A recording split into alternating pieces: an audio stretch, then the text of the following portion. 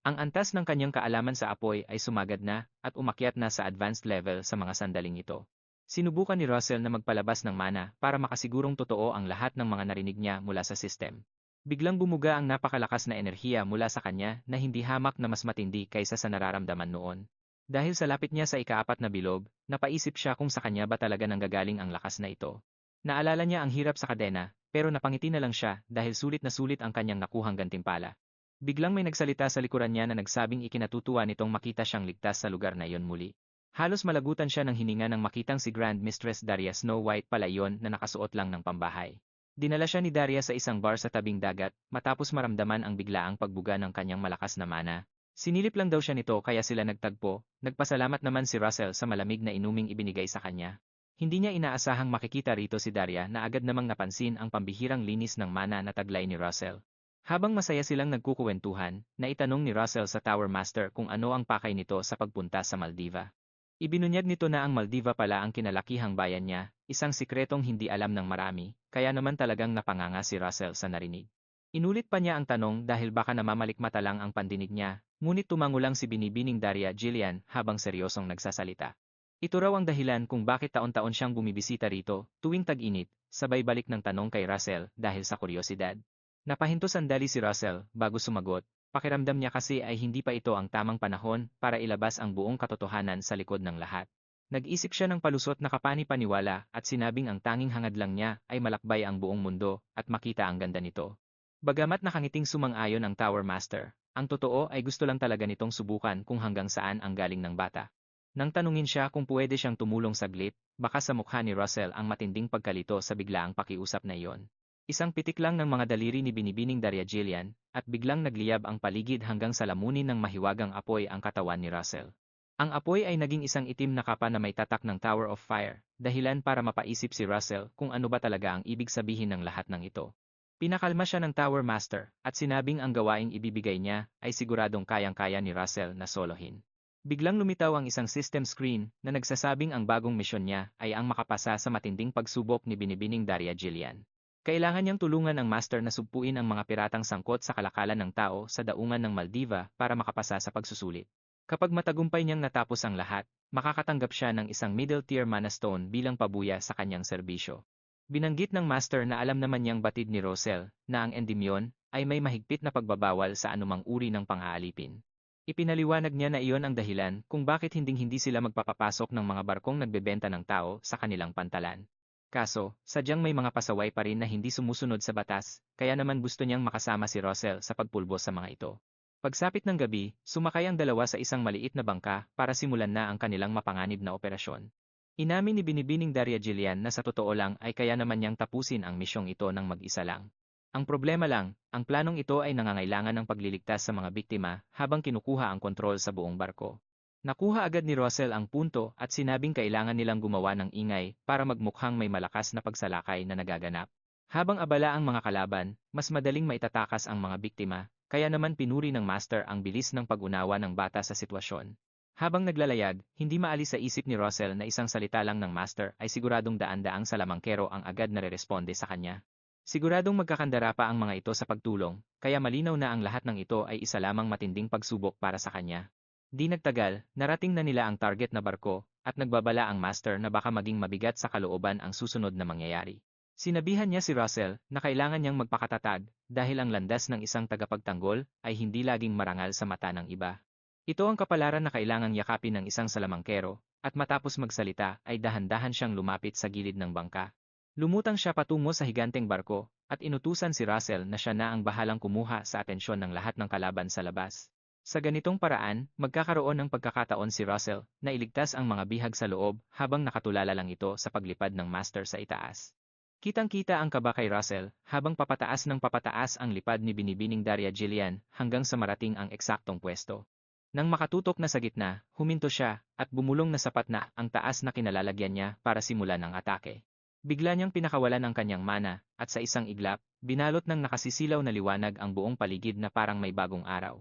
Sumigaw siya kay Russell na kumilos na para sagipin ang mga tao, habang ang mga pirata naman ay nangatog sa takot nang makita ang liwanag. Kumari pa sila patungo sa deck at inihanda ang mga higanteng busob para patamaan ang nagliliyab na Tower Master sa himpapawid. Ang ibang tauhan naman ay armado rin ng maliliit na pana, handang-handa na idepensa ang kanilang barko laban sa anumang banta. Nagbigay ng hudyat ang kanilang pinuno na sabay-sabay nilang pasabugan ng mga palaso ang nakasisilaw na liwanag na nasa ibabaw ng barko. Dose-dosenang palaso ang lumipad sa langit, pero nginisian lang ni Binibining Darya-Jillian ang kanilang walang saysay na pagsisikap. Napamura ang isa sa mga kawal nang mapansin nilang ni hindi man lang umabot sa master ang kanilang mga pinakawalang pana. Gumawa si Binibining Darya ng isang bola ng lava sa kanyang mga kamay at walang pasubali itong ipinatama ng direkta sa barko. Nagkawasak-wasak ang bahagi ng sasakyang dagat, habang sinasabi niyang gusto niyang makita kung hanggang saan ang tapang ng mga pesteng daga na ito. Sa gitna ng deck, umulan ng nagbabagang lava na naging sanhi ng mga sunog, kaya naman tuluyan ng yanig sa takot ang mga pirata. Sinubukan ng isa na apulahin ang apoy sa pamamagitan ng pagtapak dito, pero biglang may lumabas na kamay na gawa sa apoy at sinakmal siya. Hindi ito basta-bastang apoy dahil isa pala itong golem, dahilan para magsisigaw sa takot at pilit naman laban ang lalaki. Ang apoy ay nagbagong anyo bilang maliliit na dwarf na may hawak na nagliliyab na sandata, kaya naman tuluyan ng nakubkob ang mga pirata. Ang mga golem na ito ay espesyal na likha ni Binibining Darya-Jillian, na tinatawag na dwarf mula sa Burning Wood, habang nanginginig na sa takot ang mga kalaban. Sa gitna ng matinding sindak, isang lalaking puno ng kumpiyansa sa sarili ang biglang humakbang palapit sa mga golem, habang bitbit ang kanyang dambuhalang palakol. Habang abala ang lahat, palihim namang umakyat si Russell sa barko, at matagumpay na nakatalon sa loob nang hindi napapansin ng sinuman. Pinatabi ng mayabang na lalaki ang mga kasama niya, dahil wala raw siyang kinatatakutan na kahit anong nilalang. Tahimik lang na nagmamasid si Russell habang ang lalaki ay dahan-dahang lumalapit sa isang golem para subukang wasakin ito. Kitang-kita niya ang buong lakas na paghampas ng palakol sa golem, na nakatayo lang naman at parang walang malay sa nangyayari. Isang matinding taga ang binitawan ng hambog na lalaki, at sa isang iglap ay nahati sa dalawa ang katawan ng golem. Subalit makalipas lang ang ilang segundo, muling nagdikit ang katawan ng golem, at tila ba uminit ang ulo ng dambuhalang nilalang na ito. Manghang-mangha si Russell habang nanonood dahil ngayon lang siya nakakita ng ganitong klaseng mga nilalang ng harapan at malapitan. Agad na gumanti ang golem na inatake, nagbago ang anyo nito at mabilis na pumulupot sa mga binti ng lalaki. Sa isang kisap mata, tuluyang binalot ng golem ang buong katawan ng lalaki bago ito tinupok ng apoy ng buhay. Hindi makapaniwala si Russell sa bilis ng pagbabagong anyo na ipinakita ng golem na iyon. Samantala, ang mga nakasaksi sa malupit na sinapit ng kanilang kasamahan ay tila napako sa kinatatayuan dahil sa tindi ng kilabot. Agad na natauhan si Russell at naisip na hindi ito ang tamang oras para tumungangalang sa mga kamanghamanghang bagay na nasasaksihan niya. Mabilis siyang kumilos paalis doon at bumaba sa hagdan para pasukin ang pinakailalim na bahagi ng barko. Sa ilalim ng deck, tumambad ang isang malawak na piitan na malamang ay ginagamit para sa kanilang mga bihag. Narinig ng gugwardiyang nakabantay doon ang ingay sa itaas, kaya nagtataka siya kung ano na ba ang nangyayari sa deck. Biglang sumigaw sa tuwa ang isang bihag, dahil sa pag-aakalang dumating na ang hukbong dagat para iligtas silang lahat. Kampante na sana sila, pero biglang hinampas ng bantay ang rehas gamit ang kanyang sandata para takutin at patahimikin ang mga ito. Galit na sinigawan sila ng bantay, at sinabing hinding-hindi sila makakatakas sa mga pirata anuman ang mangyari. Napahinto sa takot ang lahat, at sa gitna ng katahimikan, nandidilat na nagtanong ang bantay kung naintindihan ba nila ang kanyang banta. Lingid sa kanyang kaalaman, nasa likuran na niya si Russell, na balak siyang patumbahin sa isang iglap lang. Biglang nagpalabas ng mahika ng kidlat si Russell, at isang matinding kuryente ang tumama sa matabang guwardiyang iyon. Nang makitang bagsak na ang kanilang bantay, agad na nagtanong ang isang bihag kung ililigtas ba sila ni Russell. Ngumiti si Russell at tiniyak sa lalaki na narito nga siya para palayain silang lahat mula sa pagkakakulong. Ngunit nagbabala rin siya na mas ligtas kung mananatili muna sila sa loob hanggang sa maubos ang lahat ng mga pirata sa barko. Dahil sa labis na katuwaan, napaluhod ang lalaki at nagpasalamat sa langit dahil sa wakas ay dininig na ang kanyang mga dalangin. Inilibot ni Russell ang kanyang mga mata habang iniisip kung gaano karaming tao ang nagdusa sa loob ng masikip na espasyong ito. Habang naghahanap, isang madurog pusong tanawin ang nakita niya isang batang maliit na nakakukot at nag-iisa sa loob ng isang selda. Halos hindi siya makapaniwala na ang mga walang pusong piratang ito ay pati mga bata ay ibinebenta bilang mga alipin. Sumabog ang galit ni Russell at pinagmumura ang mga pirata, tinawag niya ang mga ito na mga hayop at salot sa mundo. Maya-maya pa ay may dumating na ibang mga pirata at agad na nahuli sa akto si Russell sa loob ng piitan.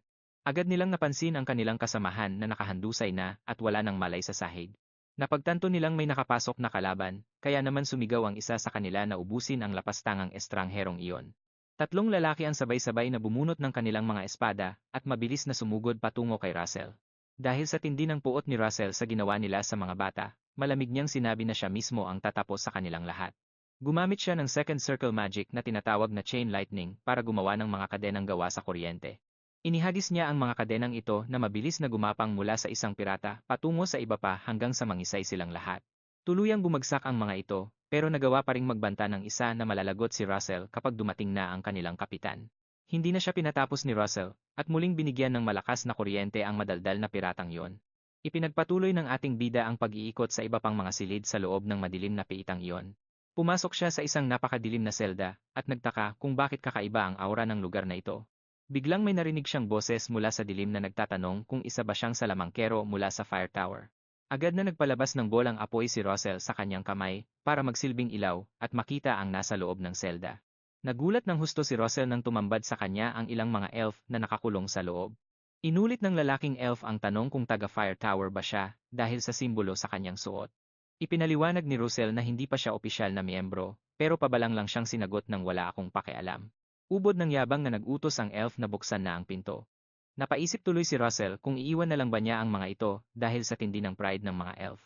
Pero biglang may sumaway na babaeng elf na nagngangalang Iso. Sinabihan ni Iso ang kasama na matutong rumespeto dahil ramdam niyang kakaiba ang taglay na mana ni Russell, maliwanag at dalisay na parang ganda ng dapit hapon. Gulat na gulat ang ibang mga elf sa narinig, lalo na yung lalaking kanina pa nambabastos kay Russell. Napaisip ng malalim si Russell kung ano ba talaga ang ibig sabihin ng babae. Gulat na gulat siya sa tinura nito tungkol sa amoy ng isang espiritu. Pati ang mga duwende ay napaisip kung paanong ang isang mortal ay magkakaroon ng amoy espiritu. Dahil dito, napasinghot na rin si Russell sa sariling katawan. Pilit niyang hinahanap ang kakaibang halimuyak na sinasabi ng babaeng duwende. Habang busy siya sa pag-amoy sa sarili, bigla siyang tinawag ng madaldal na nilalang. Nagmakaawa ang duwende na iligtas sila, at yumuko pa ito sa harap niya bilang tanda ng paggalang. Sumunod na rin ang iba pang bihag sa paghiling ng tulong. Naiilang si Russell sa nasasaksihan niyang eksena. Hindi niya akalaing ang mga duwendeng kilala sa pagiging mapagmataas ay kayang magbago at magpakumbaba ng ganoon kabilis. Isang pangungusap lang mula sa babaeng iyon ay sapat na para mapaamo sila. Tinitigan siya ni Russell habang iniisip kung isa ba siyang mataas na duwende. Maya-maya ay nagpakawala siya ng matinding init para tunawin ang kandado ng rehas. Habang ginagawa ito, tinawag siyang tagapagtanggol ng babaeng duwende. Inusisa siya kung napatumba na ba niya ang mga pirata at ang kanilang pinuno. Naguluhan naman si Russell kung sino ang tinutukoy nitong amo. Samantala, sa kabilang bahagi ng piitan, isang ksatriya ang pumasok at tumambad sa kanya ang mga bantay na duguan at tumba sa sahig. Sa loob ng isang lihim na silid, binalaan ni Iso si Russell na ang mga pinunong iyon ay mga kalabang hindi dapat maliitin. Higit daw ang lakas nila kaysa sa mga mandirigmang bihasa sa Mahika. Kasabay nito, napansin na ng ksatriya ang mga bangkay na nakakalat sa paligid. Nakita niyang bukas na ang pinto sa kabilang kwarto. Isang nakapanginilabot na ngiti ang sumilay sa kanyang mukha habang iniisip ang gagawin niya sa lapastangang pumasok. Sa itaas ng barko, bugbog sarado pa rin ang mga pirata sa mga higanteng apoy. Pinagmamasdan lang sila ng kapitan habang pilit na pinapanatiling balanse ang sinasakyan nila. Matapos pakalmahin ang barko, mabilis na binunot ng kapitan ang kanyang espada. Kumaripas siya ng takbo pababa para makisali sa nagaganap na bakbakan. Sa isang iglap, pinagtataga niya ang mga ulo ng golem at tila hindi na muling makakaahon ang mga ito mula sa pagkakaabo. Pagkatapos mapuksa ang mga kalaban, sinigawan niya ang kanyang mga tauhan kung bakit sila nahirapan sa gayong kaliit na abala. Nagningning ang buong katawan ng kapitan bilang patunay na isa siyang ksatriya. Dahil dito, muling nabuhayan ng loob ang kanyang mga tauhan at nagsigawan sa tuwa. Hinamon nila si Darya at sinabing katapusan na niya. Napangisi lang si Darya dahil hindi niya akalaing malulusutan ng mga ito ang kanyang mga alagang apoy. Bumaba siya mula sa itaas at lumapag sa barko para alamin kung ano ba talaga ang nangyayari sa ibaba. Sandali lang at tumapak na ang pinuno ng tore sa sahig ng barko. Nabigla ang mga pirata sa lakas ng loob niyang harapin sila ng harapan. Ngumisi ang kapitan at sinabing matindi ang apog ni Darya para lumapit ng kusa sa kinaroroonan nila.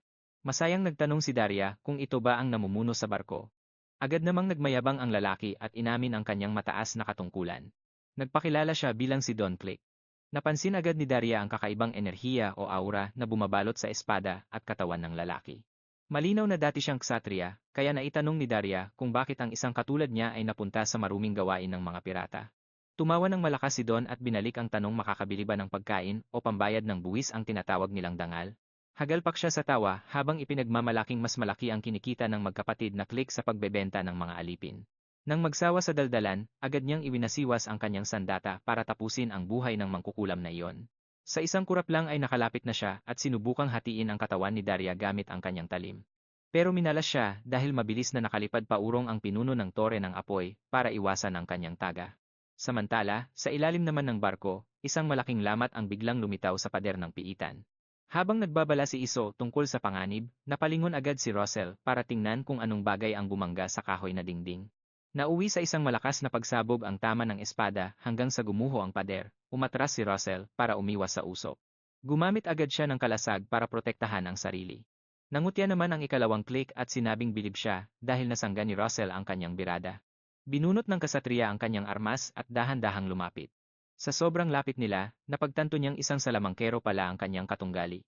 Ramdam ni Russell ang aura ng kalaban, isang lakas na tanging mga ksatriya lang ang mayroon. Biglang lumitaw ang isang bagong misyon mula sa kanyang sistema. Isang mahirap na laban ang naghihintay sa kanya, kailangan niyang magwagi sa una niyang pakikipagtuos sa isang bihasang mandirigma. Kinabahan ng husto si Iso dahil sa presensya ng ksatriya kaya binalaan niya si Russell na huwag magpapabaya. Ipinaalam niya na ang magkapatid na click na ito ang bise-kapitan, kaya siguradong kamatayan ang hatid nito. Inilabas ng bise-kapitan ang kanyang kakatuwang espada habang nakakaloko ang pagkakangisi sa labi. Minaliit niya si Russell at sinabing bata pa rin ito kahit pa marunong magmahika. Nagtataka rin siya kung bakit pinatulog lang ni Russell ang mga tauhan. Dapat daw ay pinatay na sila ni Russell noong may pagkakataon pa. Pinangako ng bise-kapitan na ipakikita niya kung paano ang tunay na bakbakan. Inilabas na rin ni Russell ang sarili niyang lakas gamit ang mana. Inisip niyang masyadong mapanganib ang apoy dahil baka mawasak ang buong paligid. Dahil gawa sa kahoy ang barko at nakasuot ng bakal ang kalaban, mas mainam na gumamit siya ng kapangyarihan ng kidlat. Handa na siyang gumanti at ilampaso ang bise-kapitan gamit ang binalak niyang diskarte. Sa barkong gawa sa kahoy, kidlat ang pinakamabisang sandata laban sa bakal na baluti ng satriya. Ginamit niya ang isang lintik na mabilis. Nagpaulan siya ng mga kidlat sa bise-kapitan, na agad namang nakatunog sa pagsalakay. Winasiwas ng opisyal ang kaniyang talim para sumalag. Bago pa siya mahagip ng kuryente, winakwak niya ang sahig. At pinalipad ang mga piraso ng kahoy para harangin ang paparating na kuryente. Hangang-hanga siya sa talas ng isip ni Russell dahil alam nitong ang bakal niyang gamit ay mabilis kapitan ng kuryente. Pero sa halip na iwasan ang mga nalalabing kislap, sumugod ng pasugod ang bise-kapitan at sinabing may nalimutan ang bata. Napagtanto ni Russell na walang talab ang kuryente sa baluti ng kalaban, pero tuloy-tuloy pa rin siya sa pag-atake. Habang nagpapakawala ng panibagong banat ang ating bida, sige lang ang paglapit ng opisyal at ipinamukhang baliwala ang lahat ng ito. Noong malapit na siyang matamaan, ngumisi lang siya at sinalag ang lahat gamit ang kaniyang mabigat na espada. Agad na naglaho ang kidlat ng tumama sa bakal. Si Russell, na nakatago sa likod ng kaniyang kalasag, ay napatitig ng may sindak dahil hindi man lang nangisay ang lalaki. Ang bise-kapitan ay lumapit at tinaga ang depensa ni Russell. Isang napakalakas na hagupit ang tumama sa kaniyang panangga pero hindi pa ito tuluyang nadudurog. Biglang huminto ang kabalyero at dahan-dahang binawi ang kaniyang sandata mula sa pagkakabaon nito. Nang mahugot ang espada, laking gulat ni Russell sa kaniyang nasilayan. May malaking bitak sa bahaging tinamaan at tila hindi ito basta-bastang sandata lang. Sa isang iglap, ang bahaging tinamaan ay tuluyang nagkapira-pirasong bumagsak. Samantala, sa itaas na palapag, mabilis na sumugod si Don Click para hatiin ang master ng tore ng apoy. Nagawa niya itong tagain, pero nagulat siya nang mapagtantong isa lamang pala itong pay na sumabog sa nagniningas na apoy. Paghupa ng usok, nakita niya si Darius Snow White na nakatayo at balot ng apoy, habang naniningkit ang kaniyang mga mata sa galit. Tinawag niya itong eksperto sa pagtakas, pero hindi man lang kumibo si Daria. Nang magsalita ang dalaga, tinanong nito kung isa ring kabalyero ang kapatid ng lalaki. Mayabang na sumagot si Don Click na isang magaling na mandirigma ang kaniyang kapatid, pero mas malakas daw siya rito. Habang nag-uusap sila, ang mga apoy sa paligid ni Daria ay nagbagong anyo bilang mga duwende, bagay na tinawanan lang ni Don. Akala niya ay parehong laro lang ito. Sinabi ng master na nagkakamali siya dahil mas matindi ang mararanasan niya ngayon. Nagsimulang mag-alinlangan si Don sa ibig nitong sabihin. Nagsulputan ang mga malignong apoy mula sa sahig habang may mga hawak na patalim kaya nalito ang lalaki. Ipinaliwanag ni Daria na habang mas marami siyang napapatay na duwende, lalo lang itong dumarami, hindi gaya ng mga nauna. Agad na nilusob ni Don ang mga ito, at sa isang iglap ay naging dos na ang bilang ng mga kalaban. Ang mga ito ay likha mismo ni Daria na tinatawag niyang mga duwende ng impyerno. Masayang. Pinanood ng dalaga ang paghihirap ni Don sa pakikipagsagupa. Dito na kinabahan si Don dahil alam niyang dehado siya sa dami. Buti na lang at mabilis siyang kumilos para sumalag. Hindi niya akalain na may ganitong klaseng kakaibang mahika ang babae. Pagtingin niya uli kay Daria, doon lang niya nakilala kung sino ito. Kamukhang-kamukha nito ang tanyag na salamangkero mula sa tore ng apoy. Habang nangyayari ito, dumanak ang dugo sa ibaba matapos mawasak ang kalasag ni Russell. Napansin ng kabalyero na biglang nawala ang bata sa kanyang paningin at nagtaka siya kung saan ito nagsuot. Agad siyang lumingon at nakita si Russell na nakatayo sa kabilang panig, kaya agad siyang gumaling para tapusin ito. Pagtataka niya, paano ito nakailag gayong napakalapit na niya rito. Tahimik lang na nakatayo ang ating bida habang hawak ang kanyang dugoang dibdib para kumalma. Naalala ng kabalyero na nasugatan niya ang bata kanina at sigurado siyang dapat ay hating katawan na ito sa mga sandaling ito. Nang masdan niya ng maigi ang katawan ni Russell, may kakaibang aura na bumabalot sa bata at naitanong niya sa sarili kung gumagamit ba ito ng mahika para palakasin ang kaniyang katawan. Pinanatili ni Russell ang kaniyang enerhiya para bilisan ang kaniyang kilos at pagalingin ang mga tinamo niyang sugat. Bulong ng bisekapitan, wala itong saysay dahil parang lang itong isang daga na naipit sa kaniyang bitag. Si Esau, na kanina pa nakasubaybay, ay naaawa na sa kalagayan ni Russell. Habang hinihingal ang bata, pilit niyang pinipigilan ang labis na pagtulo ng dugo mula sa kaniyang mga sugat. Sabi niya sa sarili, kabisado na niya ang galawan ng mga kabalyerong tulad nito. Naalala niyang may nakatagpo na siyang ganito kalupit sa kaniyang nakaraang buhay. Isang marahas na kabalyero ang pumatay sa mga inosenteng mersenaryo. Dahil lang sa hindi sinasadyang pagbangga sa kaniya. Isa si Russell sa mga naging biktima noon na nag-aagaw buhay. Pero, biglang may isa pang mandirigma na dumating para sumagip sa kaniya.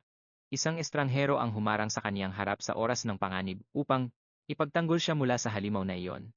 Ang taong muntik nang makapigil sa kabaliwan ng kabalyero ay walang iba kundi naglabas ng isang mahiwagang harang ang salamangkero para protektahan ang sarili laban sa nagngangalit na atake ng kabalyero. Sa huli, napasuko rin ang mandirigma. Kung hindi dahil sa kanyang natatagong alas, siguradong talo na ang salamangkero sa labanang iyon. Sinimulan na ring bumuo ni Russell ng sarili niyang depensa para hindi siya madaig, gaya ng ginawa ng nasabing salamangkero.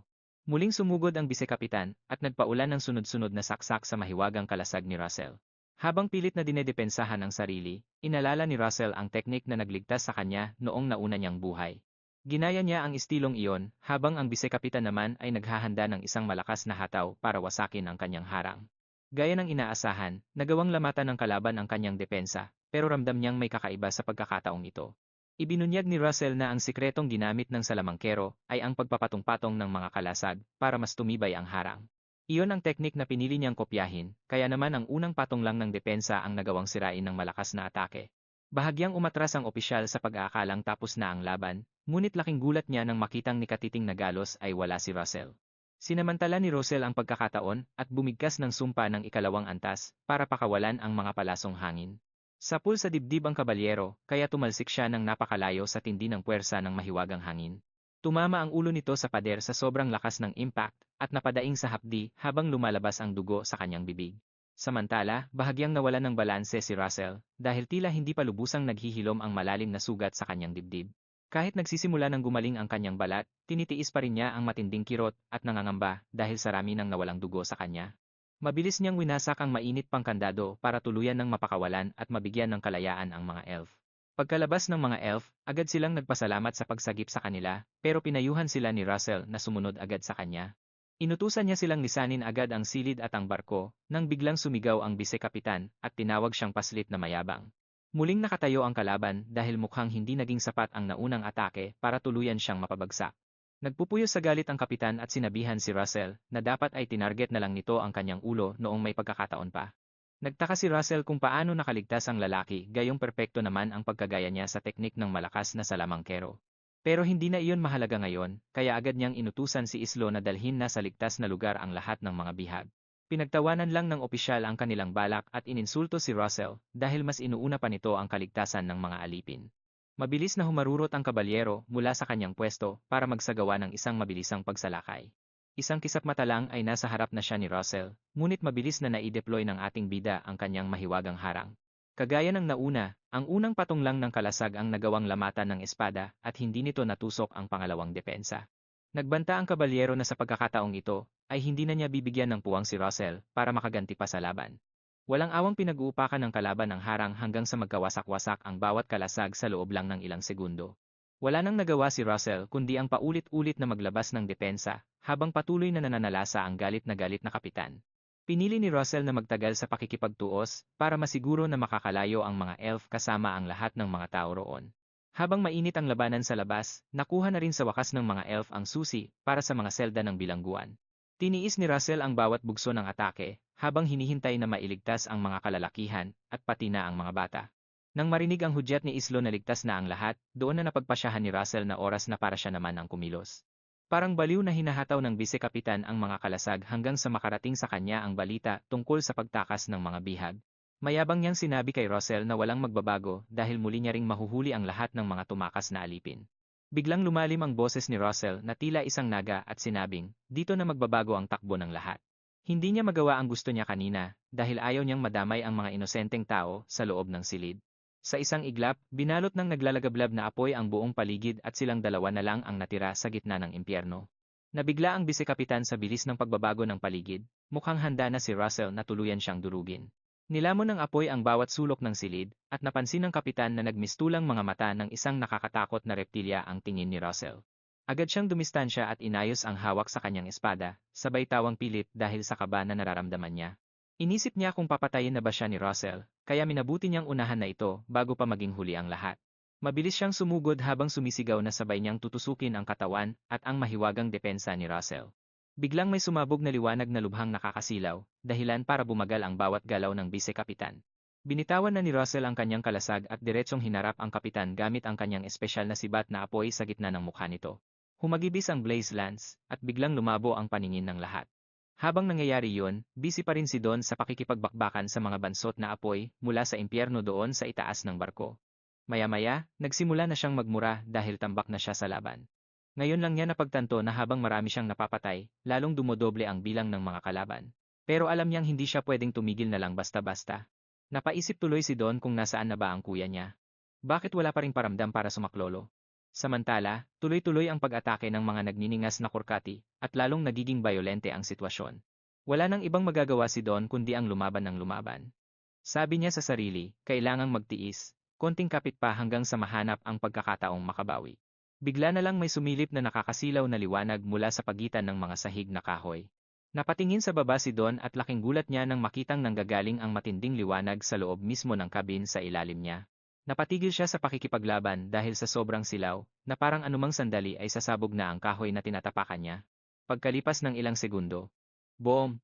Isang dambuhalang pagsabog ng enerhiya ang kumawala sa butas na yon at muntik na talagang mahati sa dalawa ang buong barko. Sa tindi ng impact, tumalsik si Don at bumagsak sa sahig hanggang sa dahan-dahang nawalan ng malay. Pinagmamasdan lang ng master ng tore ng apoy ang lahat ng kaganapan at nagtataka kung ano na ba ang nangyayari. Habang nakatitig siya, biglang may narinig siyang boses mula sa likuran niya. Nakita ni Binibining Daria na nagsisilabasan na ang mga dinukot na tao. Sa kabilang dako, sa ilalim ng deck, nakahandusay si Russell sa gitna ng mga nagkapira-pirasong gamit. Bagsak pa rin siya at ayaw dumilat ng mga mata niya, bigla namang may lumitaw na system screen at nagpakita ng isang mahalagang abiso. Nakasulat doon na matagumpay na natapos ni Russell ang kanyang misyon, at bilang gantimpala, makakatanggap siya ng mga mahiwagang bato na nasa katamtamang antas. Nang ma-realize ng ibang mga tripulante na tumba na ang kapitan nila, sumugod agad sila sa barkong bantay para gumanti at subukang agawin ang kontrol. Napansin ni Binibining Daria ang binabalak nila kaya natawa na lang siya habang hawak ang kanyang mahiwagang tungkod. Tinawag niya ang lahat ng mga nagniningas na nilalang gamit ito. Lumutang ang mga ito at naging mga buhay na bomba para pulbusin ang mga pirata sa mga barko. Pagkatapos, pinatalsik niya rin ang mga dambuhalang golem papunta sa barkong guwardiya nila. Lumanding ang mga bansot na apoy sa maliliit na bangka sa paligid at winasak ang lahat ng walang itinira. Sa ibaba naman, may isang taong lumapit kay Russell at sinimulang gamutin ang mga sugat nito. Hindi nagtagal, nagising na si Russell at agad siyang nagtanong kung ano na ang nangyari sa paligid. Noong susubukan niyang bumangon, pinigilan agad siya ni Iso. Pinagpatuloy lang nito ang paggamot at sinabing hindi pa bumabalik ang buong lakas niya, kaya medyo mabagal ang paghilom ng mga sugat niya. Nang mapansin ng master na malay na si Russell, pinuri niya ito at sinabing napakahusay ng ginawa niya dahil natalo niya ang dalawang malulupit na mandirigma ng mag-isa. Pero itong si Russell, litong-lito pa rin at hindi maintindihan kung ano ang mga pinagsasabi ng master sa kanya. Malapit sa kanila, nakatali sa isang poste si Don at ang kuya niya dahil sa mga kalokohang ginawa nila. Biglang sumingit si Iso at sinabi kay Russell na malaki talaga ang utang na loob niya rito. Inamin niyang hindi pa niya kayang bayaran ang kabutihan ni Russell ngayon, pero sumumpa siyang hahanap ng paraan para makabawi sa hinaharap. Nagpakilala siya bilang si Iso, ang dalaga mula sa tribo ng puti at abong puno, at nanumpa sa dangal ng kanyang mga ninuno na susuklian niya ang tulong na ito balang araw. Nagpakilala rin si Russell at buong pagpapakumbabang sinabi na ginagawa lang niya ang nararapat bilang isang tagapagtanggol. Sa malapit, dalawang lalaking elf ang mabilis na bumalik para magbigay ng ulat sa master ng Tore ng Apoy. Sinabi nilang na-check na nila ang kalagayan ng mga bihag. Pinuri naman ni Binibining Darya ang ginawa nilang pag-uulat at pagbabantay. Hangang-hanga si Binibining Darya sa dedikasyon nila, at pinuri rin si Iso dahil sa pagpapalaki ng mga tauhang ganoon kabuti ang kalooban. Gulat na gulat si Russell habang nakatingin sa kanila, parang mas naging palakaibigan na ang mga elf ngayon. Tinanong niya si Binibining Iso tungkol sa sinabi nito noong nasa loob pa sila ng cabin. Tinitigan lang siya ni Binibining Iso, at mukhang medyo nahirapan pang alalahanin ang tinutukoy ni Russell. Nagtanong ito kung ang tinutukoy ba ni Russell ay ang amoy ng mga espiritu na nararamdaman niya sa katawan nito. Dahil dito, agad na nakuha ang atensyon ni Binibining Darya. Sumang-ayon si Russell dahil yun nga ang gusto niyang malaman. Nagtanong uli ang dalaga, baka raw may nananalaytay na dugong dragon sa mga ugat ni Russell. Nagulat si Russell dahil saktong-sakto ang tanong na yon. Kinuwento ni Iso na maging sa kanya ay may dumadaloy ring dugo ng luntiang dragon. Ipinaliwanag niya na para sa kanya, ang dugong dragon na taglay niya ay parang isang patak lang ng tubig sa gitna ng isang malawak na lawa, hindi ganoon kabigat. Pero dagdag niya, kahit katiting lang iyon, natutunan niyang ang dugong dragon ay talagang malakas makaakit sa pansin ng mga espiritu.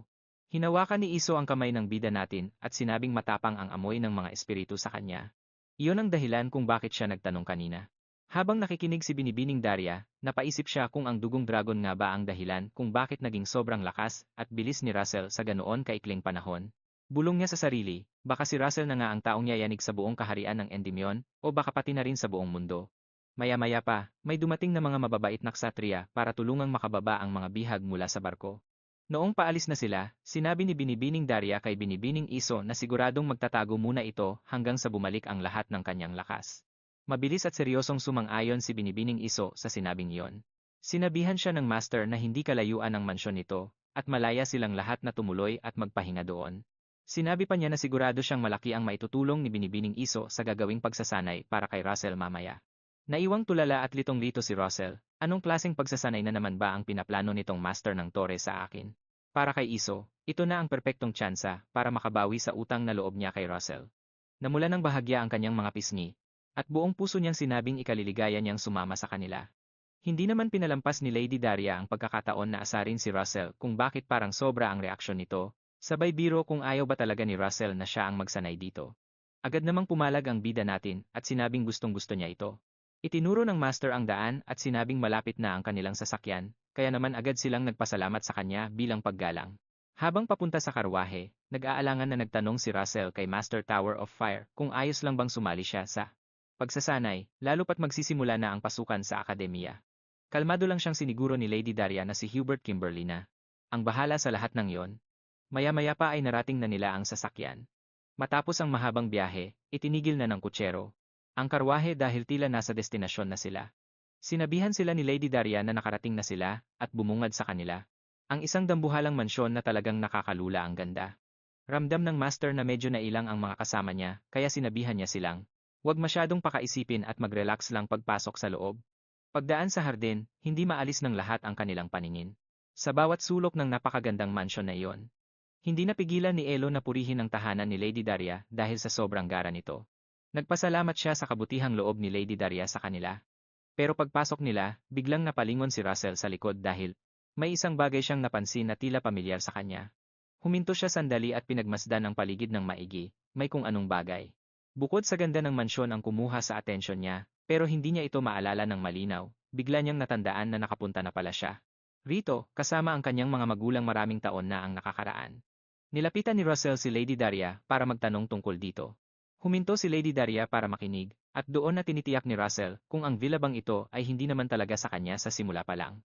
Medyo nailang ang ginang at nagbiro na baka mapagkamalan siyang nagnakaw kapag narinig iyon ng iba. Agad namang humingi ng paumanhin si Russell dahil sa hiyang naramdaman.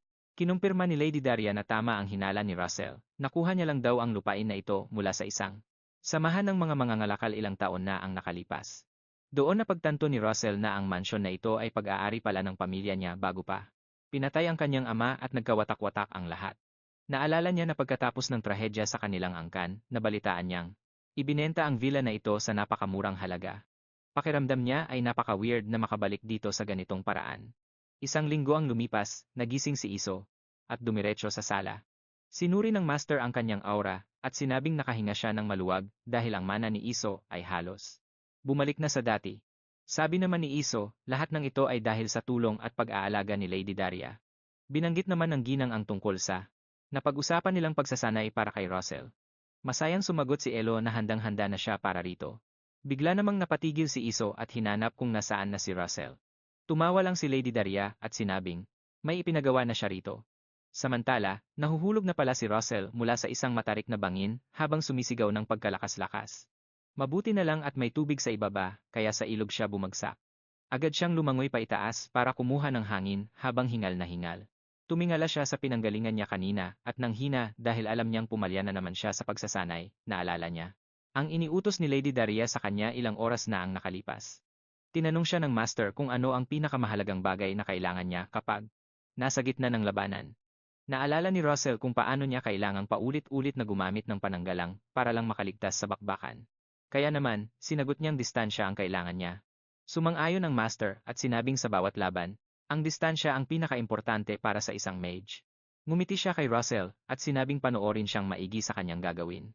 Humakbang si Lady Daria palabas ng bangin, pero biglang nagliyab ang apoy sa kanyang paanan kahit na wala siyang tinatapakan sa ere. Maya-maya, binalot ng apoy ang buo niyang katawan at biglang naglaho ang master. Sa isang iglap, lumitaw siya sa kabilang dulo ng bangin, habang nagbabaga pa rin bago bumalik uli sa kabilang panig. Nang makita ito ni Russell, doon niya napagtanto na si Lady Daria ay gumamit ng mahika para baluktutin ang espasyo. Tinatawag ang espesyal na teknik na ito na blink. Matapos tawirin ang kawalan sa pagitan ng bangin, sinabihan siya ni Lady Daria na simula ngayon, kailangang subukan ni Russell na tawirin ang bangin gamit ang teknik na blink. Nagbabala ang ginang nakakailanganin niya ito sa hinaharap. Biglang lumabas ang system panel at sinabing ang bagong misyon niya ay ang matutunan ang blink. Nakasulat doon na ang gantimpala ay isang medium-grade mass stone. Sa wakas ay nakalabas na rin sa tubig si Russell at gumapang pasampa sa pampang. Habang pilit siyang umaakyat pabalik sa tuktok, iniisip niya ang paraan ng paggamit ng blink at naniniwala siyang ang kakayahang ito ay hindi nakadepende sa kung nasa mababa o mataas na magic circle ka man. Pagdating sa itaas, nakuha na niya ang lohika. Isa itong mahika na mauunawaan mo lang kung maiintindihan mo ang prinsipyo sa likod nito. Tumayo uli ang ating bida at sumubok muli. Humakbang si Russell nang may matinding tiwala sa sarili, pero nahulog na naman siya, at napasigaw habang mabilis na bumubulusok pababa sa tubig. Ilang oras ang lumipas, muling nakaakyat si Russell sa bato at napaisip kung ang pagsasanay bang ito ng blink ay tungkol sa mahika, o sadyang paraan lang ito para hasain ang kanyang stamina. Pagkarating sa itaas, nagpasiya si Russell na mas mag-focus sa pagkakataong ito. Bigla na lang, paghakbang niya, lumitaw ang isang nagbabagang apoy sa ilalim mismo ng kanyang mga paa. Habang akmang lalakad uli siya, nilamon na rin ng apoy ang kanyang dalawang paa. Paglabas niya sa bangin, isang nakakagulat na boses ang narinig niya. Parang pinapaaksyon agad siya ng tinig na iyon mula sa likuran. Muli siyang bumagsak. Paglingon niya, doon niya napagtantong. Ang umistorbo sa kanya ay walang iba kundi si Daria. Pinapanood lang siya ni Daria na mahulog habang pilit ang ngiti, samantalang ang bida natin ay todo ang sigaw habang humahampas sa lupa. Kinagabihan, dinala ni Daria sina Russell at Iso sa isang pribadong lugar sa mabato-batong bahagi, sa harap ng isang perapian. Sinabihan niya si Russell na simula ngayong araw, mag-aaral na siya tungkol sa pakikipagkontrata sa mga espiritu. Ang master ng Torenang, apoy mismo ang tutulong sa kanya. Tumayo si Iso at masayang sinabing handa rin siyang magbigay ng tulong. Nagpasalamat naman ang ating bida kay Iso. Pagmula nila, pinapikit muna ni Iso ng dahan-dahan si Russell. Pinag-isip siya nito ng isang bagay na may kinalaman sa apoy. Bigla na lang, binalot ng matitinding apoy ang buong katawan ni Russell habang iniisip niya ang elementong iyon. Sabi ni Iso, papasok siya sa imahinasyon ni Russell para gabayan ito, at iyon nga ang nangyari. Sa loob ng isipan ni Russell, sumulpot si Iso at hinawakan ang kanyang kamay para ihatid siya sa tamang landas. Sinimulang ipaliwanag ni Iso na may sikretong hindi alam ng marami. Ang pintuan daw patungo sa mundo ng mga espiritu ay bukas para sa kahit sino. Tao man, elf, o kung anong nilalang ka pa, hindi ito hadlang dahil lahat naman tayo ay nagmula sa kalikasan. Sa loob ng utak ni Russell, nakakita si Iso ng mga pangitain ng kamatayan at isang madugong digmaan, bigla pang lumakas ang pagliyab ng apoy mula sa katawan ni Russell. Sa sobrang tindi nito, maging ang master ng tore ay nabigla. Habang si Iso naman ay patuloy na sinisiyasat ang isipan niya, nagtataka kung anong gulo ba ang namumuo sa puso ng binata. Sinubukan niyang kilalanin ito hanggang sa makakita siya ng isang nakakanginig na imahe ng lalaking pinapatay at sobrang bigat nito para sa kanya. Sumilip pa siya ng malalim patungo sa tarangkahan ng mundo ng mga espiritu. Doon, may malakas na agos ng tubig na humaharang sa kanila para makarating sa gate. Napaisip siya kung ano ba talaga ang pinagmumulan ng matinding emosyong iyon. Samantala, nakatayo sa likuran niya si Russell na humahagulgol na sa iyak. Sinuri uli ni Iso ang nararamdaman nito at nakitang puno ng puot si Russell, pero sa mas malalim na pagsipat, mukhang hindi lang. Basta galit ito, kundi may iba pa. Sa totoong mundo, namimilipit si Russell sa sakit habang muling bumabalik ang mga mapapait na alaala ng kanyang nakaraan. Bigla-bigla, ang mana na lumalabas kina Iso at Russell ay tumaas ng tumaas hanggang sa naging masilaw na ang liwanag nito. Agad na naging alerto si Daria sa nakakasilaw na manang iyon. Napansin niyang sobrang tindi ng liwanag na tila sasabog na sila anumang oras, kaya nagpasya siyang pigilan na sila bago pa lumala habang umaabot na sa delikadong antas ang kanilang mana. Nag-usal si Daria ng proteksyon para sa kanila. Makalipas ang ilang oras, nagising si Russell at nakitang nasa tabi niya ang master ng tore ng apoy. Gulat na gulat siya nang makita itong nakatayo lang doon sa kanyang tabi. Gising siya na parang binibiyak ang ulo at tinanong kung anong nangyari. Sabi ni Russell, pakiramdam niya ay bigla na lang sumabog ang kanyang mana. Habang nag-uusap sila, pumasok naman si Binibining Iso. Napansin ni Russell ang mga benda sa braso nito at tinanong kung ano ang nangyari. Sinubukan siyang pakalmahin ni Iso at sinabing ayos lang siya. Doon siya tinamaan ng isang malupit na katotohanan at tinanong kung siya ba ang may gawa niyon. Nalungkot ng husto si Russell at paulit-ulit na humingi ng tawad. Noong gabing iyon, lumabas si Russell para magpahangin habang nakatitig sa mga bituin. Samantala, pinagmamasdan naman siya ni Daria mula sa kanyang opisina. Nakipag-usap ito kay Binibining Iso tungkol sa tunay na nangyari sa kanilang pagsasanay kanina. Sabi ni Iso, natatandaan niyang nakarating na sila sa landas patungo sa gate ng mga espiritu. Ang tanging problema lang ay noong nandoon na sila, hindi na sila makaabante pa. Paliwanag ni Iso, may matinding gulo ng emosyon na humahad lang sa kanila para makapasok sa portal. Ang naramdaman daw niya ay poot, pero para sa kanya, mas mukha itong isang matinding pighati. Dagdag pa niya, sa sobrang lalim ng lungkot na iyon, ay hindi niya mawari kung paano ito naitago ni Russell ng ganito katagal. Maya-maya, ipinatawag ni Daria si Russell. Masayang binalita ni Daria sa kanya. Nasasailalim siya sa bagong pagsasanay ngayong araw. Pero nang yumukod si Russell para tanggapin ito, prangkang sinabi ni Daria na ang gagawin niya ay maglinis. Tulala si Russell at hindi makapaniwala sa narinig niya. Ang master ng tore ay nagsabing tutulungan niya ang mga katulong sa mansyon na mag-general cleaning sa loob ng 1 linggo. Gulat na gulat si Russell at nagtaka kung bakit kailangang maglinis ng bahay para sa kanyang training. Dinagdag pa ni Daria na siya. At si Binibining Iso ay pupunta muna sa kabisera. Nagpaalam na si Iso at sinabing magkikita na lang sila sa susunod na linggo. Sumagot agad si Russell at pinaingat na lang sila. Bago umalis, pinaalalahanan siya ni Daria na ang gawain nito ay hindi isang parusa. Pumayag naman si Russell, pero sa isip niya, maglilinis siya habang pinapraktis ang kanyang teknik na blink sa mga bakanteng oras. Bago tuluyang lumisan, nagbigay pa ng ilang paalala ang master ng tore bilang pag-iingat. Sabi niya, sinabihan siya na bawal gumamit ng mahika sa loob ng 1 linggo, kaya naman halos malaglag ang panga ni Russell sa matinding gulat. Pagkaalis ng karwahe, naiwan siyang tuliro at walang kamuwang-muwang, pero wala siyang nagawa kundi tanggapin na lang ang kanyang kapalaran. Maya-maya, kumuha na ng panlampaso si Russell para simulan ang paglilinis sa pasilyo habang bumubuo ng diskarte sa kanyang isip. Dahil bawal ang salamangka ayon kay Binibining Gillian Register, kumaripas siya ng takbo sa buong silid habang bitbit ang basang pamunas. Bulong niya sa sarili, mas mainam pang pagtuunan na lang muna ang pagpapalakas ng katawan habang hindi pa pwedeng gumamit ng mahika. Habang humaharurot sa kahabaan ng pasilyo, bigla siyang nadulas sa mga talsik ng tubig na nakakalat sa sahig. Sa tindi ng kanyang pagkakabuwal, natamaan ng paa niya ang isang florera na lumipad sa ere bago tuluyang nagkadurog-durog sa semento. Bigla na lang sumulpot ang mayordomo sa likuran niya at tinanong kung bakit ba siya naglilinis na parang nakikipagkarera sa bilis. Sabi pa nito, ang nabasag niyang florera ay isa sa mga pinakaingatang pag-aari ni Binibining Gillian Register. Naalala ni Russell ang bilin ng kanyang amo, bago ito umalis ang kailangan lang niyang gawin ay sumunod sa bawat utos ng mayordomo.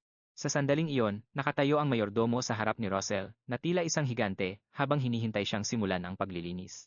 Mabilis na bumangon si Russell, at pilit na pinulot ang mga bubog ng florera gamit lang ang kanyang mga kamay. Humingi siya ng paumanhin sa nangyari, habang ang mayordomo naman ay nagsuot ng guwantes, at nagsabing alam na niya ang buong sitwasyon.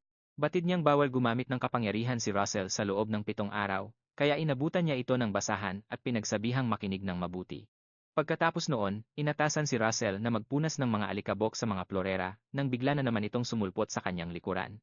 Pinagsabihan siyang hawakan ang ilalim ng florera para hindi mabitawan, bago siya muling bumalik sa paglalampaso ng sahig. Aba, heto na naman siya. Tinatanong kung nalinisan na ba ang likod ng pinto. Parang kabute kung sumulpot ang taong ito kahit saan. Talagang nabuwisit si Russell dahil buong maghapon siyang binabantayan at paulit-ulit na itinatama ang bawat kilos niya sa trabaho. Sa wakas, nang matapos ang lahat, napasalampak siya sa isang sulok at nagpakawala ng isang napakalalim at napakalakas na buntong hininga. Napaisip ang ating bida kung bakit ba siya biglang nauwi sa pagiging utusan gayong dapat ay nagsasanay siya sa ilalim ng kanyang master. Habang inaalala ang pangungulit ng mayordomo, naisip niya kung bahagi ba ito ng plano ni Binibining Gillian Register para subukin ang tibay ng kanyang isipan. Habang nakatulala at naglalayag ang isip, bigla siyang ginising ng balitang oras na para sa pananghalian. Naglakad ito patungo sa kusina at sinabihan siyang sumunod, pero halatang tinatamad na si Russell at ayaw nang gumalaw sa kinauupuan. Sinabi niyang mamaya na lang siya kakain, pero tinitigan lang siya ng masama ng mayordomo at pinilit na sumama na agad. Walang nagawa si Russell kundi sumunod na lang. Sa loob ng kusina, masayang nagkakainan at nagkukuwentuhan ang iba pang mga katulong. Namangha si Russell sa dami ng tauhan sa mansyong iyon, nang bigla siyang tanungin ng katabi niya kung ano ang kanyang pangalan. Paglingon niya sa gilid, isang lalaking mukhang mabait ang bumungad sa kanya habang nakangiti ng napakatamis. Sinagot niya ito na siya si Russell Raymond, dahilan para manlaki ang mga mata ng lalaki sa matinding gulat. Mukhang pamilyar sa kanya ang pangalang iyon kaya pinagpawisan ng malapot si Russell sa takot na baka kilala nito ang kanyang pamilya. Pero malayo sa inaasahan niya, pinuri lang siya nito dahil sa kanyang kakisigan at angking ganda ng kanyang buhok pati na ang mga mata. Naku, kailangan na yatang tumawag ng awtoridad. Nakisabat na rin ang ibang kasambahay sa usapan habang sinusuri ang mapupulang mata ni Russell. Sabi nila, sobrang astig daw ng kanyang mga mata, may pumansin pa na mukhang malakas ang kanyang katawan kaya nagpaalam na hawakan ang kanyang braso. Sa oras na hinawakan siya, muntik nang mapatili si Russell sa gulat, pero tinapik lang siya ng lalaki sa batok habang tumatawa. Biro lang daw iyon at naghalakhakan ang lahat, kaya napilitan na lang din si Russell na tumawa kahit medyo naiilang siya. Gusto na niyang maiyak sa isip dahil kailangan niyang tiisin ang ganitong eksena sa loob ng isang linggo, pero inisip na lang niyang bahagi ito ng kanyang ensayo. Wala na siyang ibang maisip na dahilan sa lahat ng kabaliwang ito, maya-maya pa ay pinapunta na sila sa labas para magsibak ng mga kahoy. Naisip niya na kung pwede lang sanang gamitin ang kanyang kapangyarihan ay mabilis niyang matatapos ang trabaho, pero malas dahil bawal nga pala. Pinasa nila ang mga kahoy patawid sa isang maliit na tulay, at matapos ang pagod ay naupo ang lahat sa tabi ng lawa para magpahinga. Nag-inuman sila bilang pagdiriwang sa natapos na gawain, at doon ay walang kuskus balungos na nilagok ni Russell ang kanyang alak na parang isang dalubhasa. Nagulat ang katabi niya sa bilis niyang uminom kaya tinapik siya nito sa likod, na naging sanhi ng kanyang pagkasamid at pagkatapon ng inumin. Tinanong ng ating bida kung bakit siya binatukan, at ang sagot ng lalaki ay dahil bata pa siya at nag-aaral pa lamang. Mawawala raw ang mga muscles niya kung maglalasing siya, doon lang naalala ni Russell na nasa loob nga pala siya ng katawan ng isang teenager. Muntik na niyang makalimutan na hindi na siya ang dating mersenaryo na sanay sa inuman, buti na lang at sinabi ng isang matandang trabahador na ayos lang yon. Dinagdagan pa ng matanda ang baso ni Russell at sinabing dapat lang talagang matuto siyang uminom sa gabay ng mga mas nakatatanda sa kanya. Sayang naman daw ang gandang tanawin kung hindi sasamahan ng alak, habang pinagmamasdan nila ang araw, biglang may sumulpot na kung sino. Biglang may nagsabing may isa pa silang kasalanang gagawin, sabay-sabay silang napalingon para makita kung sinong hihirit noon. Ang butler pala yon, at sabi niya, malaking kasalanan daw ang uminom ng walang kahalong pulutan. Naglabas siya ng isang basket na puno ng sitsirya para sa lahat. Masayang nagkainan ang lahat habang nag-cheers para sa bagong kapamilya. Si Russell ang tinutukoy nila. Tawanan ang lahat pati na si Russell, at damang-dama talaga ang saya sa buong paligid. Napansin ng butler na mukhang masaya si Russell sa piling ng mga trabahador, kaya patago niya itong binabantayan. Nakita niyang nakikipagtawanan si Russell sa mga nagbawal sa kanyang uminom kanina, at para na talaga silang isang tunay na pamilya. Sa mga sumunod na araw, hindi inalis ng butler ang tingin kay Russell habang naglilinis ng bubong. Pagdating ng gabi, bonding ulit sila sa hapagkainan.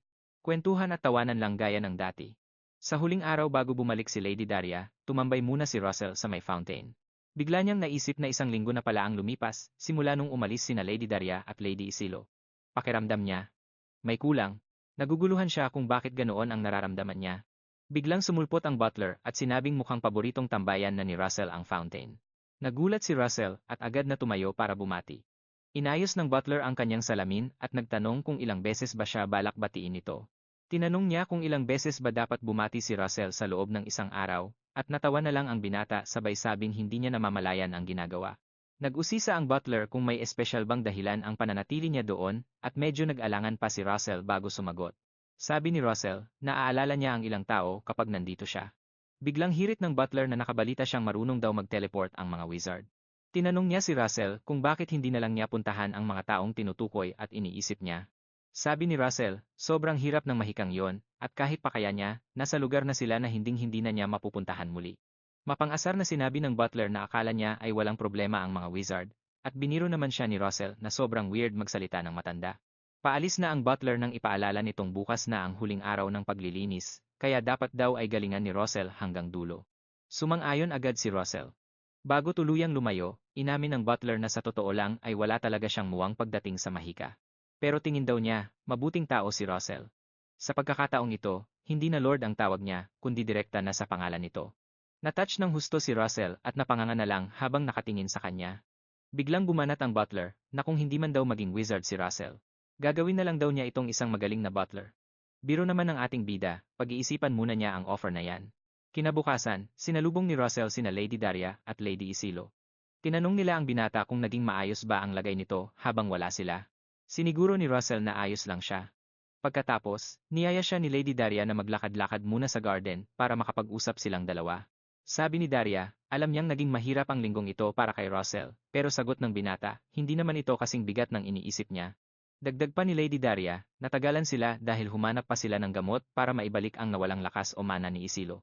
Epekto ito ng pagsubok nilang pasukin ang pintuan ng mga espiritu. Sinabi rin niyang may nadiskubre siyang nakakaintriga.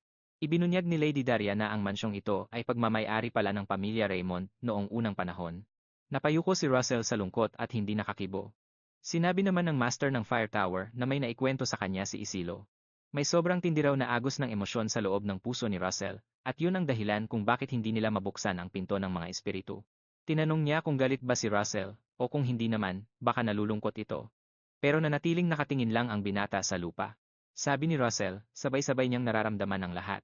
Naalala tuloy ni Lady Daria ang mga panahong nasa silid-aklatan pa sila. Nakita niya kung paano nagpakitang gilas si Russell sa pag-aaral ng mahika, at doon lang niya napagtanto na mag-isa lang pala itong lumalaban noon pa man. Sa tingin niya, para siyang isang malungkot na padre de pamilya na pilit na binubuo muli ang kanyang tahanan. Nagdesisyon si Lady Daria na mag-alok. Gusto niyang ibigay kay Russell ang ari-ariang ito, dahilan para halos himatayin ang binata sa gulat. Naguluhan si Russell kung ano ang ibig niyang sabihin. Pinakalma siya ni Daria at sinabing hindi naman niya ito ibibigay ng libre lang. Ang gusto niya, maging isang war wizard si Russell sa Fire Tower, at magsilbing tagapagtanggol ng buong bansa. Kapag ginawa niya yon, makakaipon si Russell ng malaking halaga para tuluyang mabili sa kanya ang mansyong ito. Nakahinga ng maluwag si Russell nang marinig ang paliwanag. Ngumiti si Daria at tinanong kung naintindihan ba ng binata ang kanyang punto. Masaya niyang sinabi na hindi na kailangang mag-isa ni Russell. Kinagabihan, bumalik silang lahat sa kagubatan para muling magsanay. Ipinaliwanag ni Lady Isilo na nung huli nilang subok, hindi niya ginising ang malay ni Russell habang papalapit sila sa pintuang yon. Dati ay ginabayan lang niya si Russell gamit ang kanyang kapangyarihan, pero ngayon, magkasama na nilang lalakbayin ang daan patungo sa pinto. Mukhang hindi masyadong excited si Russell na sumubok ulit, dahil nag-aalala siya na baka mapahamak o masugatan na naman si Lady Isilo. Sinubukan siyang kalmahin ni Isilo at sinabing marami silang dalang gamot, pero mas gusto ni Russell na huwag na lang itong masaktan pa kahit konti. Wala nang nagawa si Isilo, kundi utusan si Russell na pumikit at magsimulang mag-isip ng kung ano-ano. Imbes na gumamit ng apoy gaya ng dati, mas pinili ni Lady Iso na gisingin ang haraya ni Russell para manatiling gising at mulat ang diwa nito. Sa isang iglap, dinala sila sa kailaliman ng isip ni Russell, kung saan sa wakas ay malinaw na niyang nasisilayan ang tunay na anyo ni Iso. Pinagmasdan niya ang sariling mga kamay, sabik na makita sa unang pagkakataon kung ano nga ba ang itsura ng kanyang dalisay na kapangyarihan. Inalalayan siya ni Iso habang naglalakad at tiniyak na magiging maayos ang lahat, gaya ng dati, hanggang sa marating nila ang dambuhalang ipu-ipo. Habang palayo sila ng palayo, huminto ang dalawa sa bingit ng isang bangin, at itinuro ni Iso na nandoon pa rin ang nagngangalit na agos. Inamin ni Iso na napakahirap pa ring abutin ang mismong pinagmulan nito para mahanap ang lagusan ng mga espiritu. Sinubukan ni Russell na lumapit sa vortex, pero agad siyang pinigilan ni Iso. Nang pilit siyang humakbang, bigla siyang sinalubong ng isang napakalakas na puwersa. Tumalsik si Russell sa tindi ng sakit habang napapasigaw. Babala ni Lady Iso, ang pagtitig pa lang sa ipu-ipong ito ay sapat na para malagay siya sa panganib. Mas lalo na kung magtatangka siyang pumasok sa loob nito. Pero dahil sa pagkakabangga na iyon, unti-unting naramdaman ni Russell ang tunay na kalikasan ng Agos. Bumaha sa kanyang isipan ang mga alaala ng kanyang pagtatapos sa akademya, ang pagsali sa tore, at ang pangarap na maibalik ang dangal ng pamilya. Sumagi rin ang hangaring ipaghiganti ang kanyang ama. Nabigla siya sa bigat ng mga damdaming ito, at napagtantong lahat ng ito ay napakahalaga sa kanya. Nakatago pala ang lahat ng ito sa kaibuturan ng kanyang puso. Nalungkot siya at humingi ng paumanhin dahil ang mga kaisipang ito ay hindi dapat basta-basta binabaliwala. Biglang may boses na nagtanong kung kumusta ang pakikipag-ugnayan kay Russell. Tumingala ang binata at pilit na hinanap kung saan nanggagaling ang tinig na iyon. Tinig pala iyon ni Binibining Daria, ang master ng Tower of Fire. Sa labas, nag-uulat ang isang katulong kay Daria Zenister na nasa mabuting kalagayan ang binata.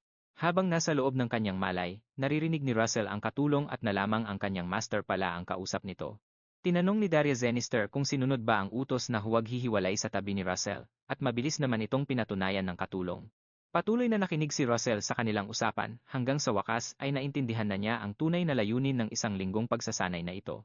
Naalala niya si Hubert Kimberly, ang taong laging nagpapakita ng tapat na malasakit sa kanya sa lahat ng pagkakataon.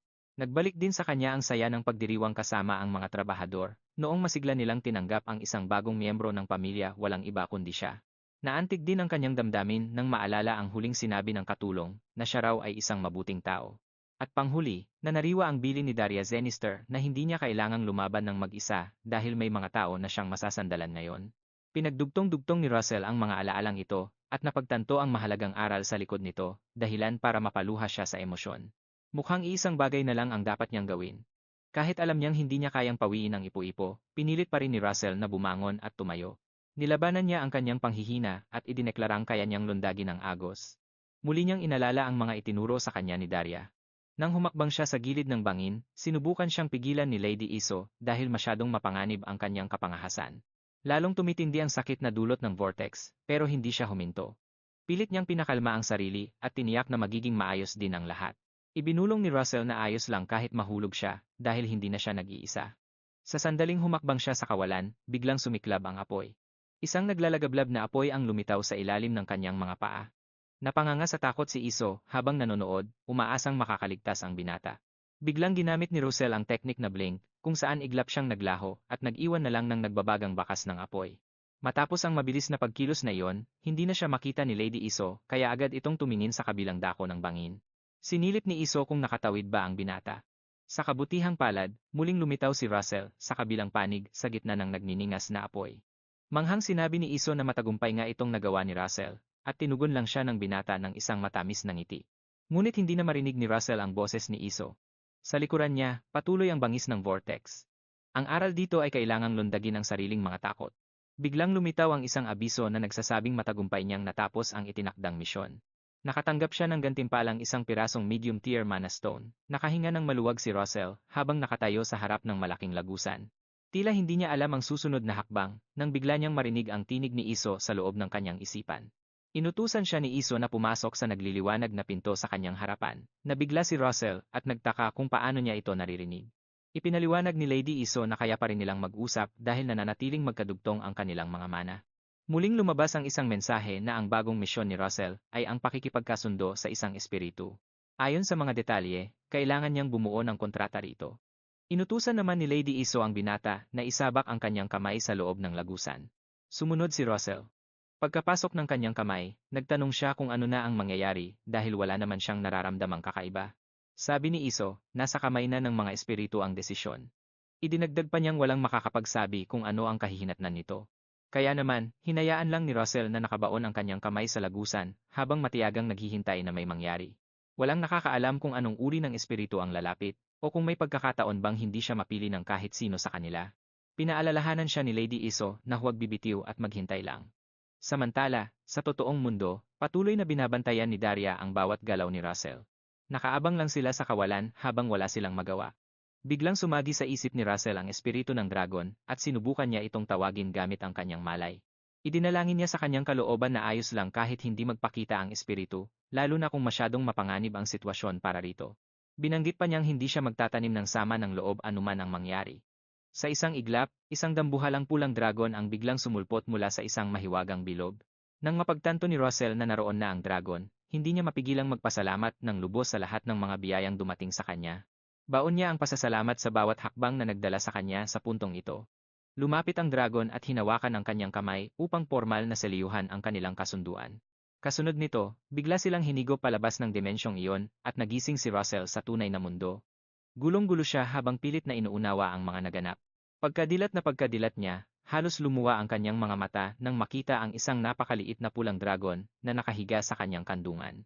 Nakakaaliw ang pag-ungol ng munting nilalang, kaya napaisip ang ating bida kung ganito ba talaga ang itsura ng mga makapangyarihang espiritu ng dragon. Nagtatawanan lang sina Nona Isona at Nona Jillian sa kanyang tabi. Binati siya ni Isona habang may mahalagang ibinabalita naman si Nona Jillian. Sinabi nitong may isa pang malaking rason para sila ay magdiwang. Nalito si Russell sa simula pero agad din niyang naintindihan ang lahat. Napagtanto niya ang lahat ng tingnan niya ang kanyang dibdib. Doon niya nakita na nakatuntong na pala siya sa ika-4 na antas ng kapangyarihan. Samantala, patuloy sa pag-atungal ang cute na pulang dragon. Biglang may sumulpot na mensahe sa harap ng ating bida para magbigay ng impormasyon. Nakasaad doon na nagising ang isang bagong karunungan dahil sa pagtawag sa espiritu at matagumpay niyang naabot ang ika-4 na baitang. Makakatanggap din daw siya ng isang misteryosong gantimpala. Binasa ni Russell ang nakasulat at labis siyang nanabik kung ano kaya ang premyong ito. Habang abala siya sa pag-iisip, muling umungol ang maliit na dragon para kuhanin ang kanyang atensyon bago ito biglang lumipad pa itaas. Dumapo ito sa kanyang ulo at kumubli sa kanyang buhok. Sinimulan pa nitong kagatin ang kanyang mga hibla habang hindi tumitigil sa paggawa ng ingay. Lumapit si Elo para makiusyoso at sinabing sa tingin niya ay hindi lang ito basta-bastang espiritu ng dragon. Tinanong niya si Russell kung anong magandang ipangalan dito para maging ganap na ang kanilang ugnayan. Magiging perpekto raw ang kontrata kapag may ngalan na ito. Sinigundahan ito ni Nona Jillian at sinabihan si Russell na pumili ng bansag na swak sa dragon. Seryosong tinitigan ng ating bida ang munting nilalang. Pilit siyang humahanap ng angkop na ngalan. Dahil matingkad na pula ang kulay nito, naisipan niyang tawagin na lang itong Bacon. Napanganga ang mga babae sa paligid dahil sa narinig. Natawa si Russell dahil mukhang masyadong kakaiba ang kanyang biro, kaya muli siyang nag-isip ng malalim. Ano kaya kung Pepper? Mungkahi niya. Umungol ng malakas ang dragon na tila ba sobrang nagustuhan ang bagong pangalan nito. Tuwang-tuwa si Elo dahil ang cute raw pakinggan ng Pepper, at sinabi naman ni Nona Jillian na hindi naman ito masamang pakinggan. Sa loob-loob ni Russell, alam niyang galing lang iyon sa salitang pepperoni, pero hinding-hindi niya iyon ipapaalam sa kanila. Inaya na sila ni Nona Jillian para magsaya muna dahil bukas na bukas din ay magsisimula na ang tunay at matinding pagsasanay.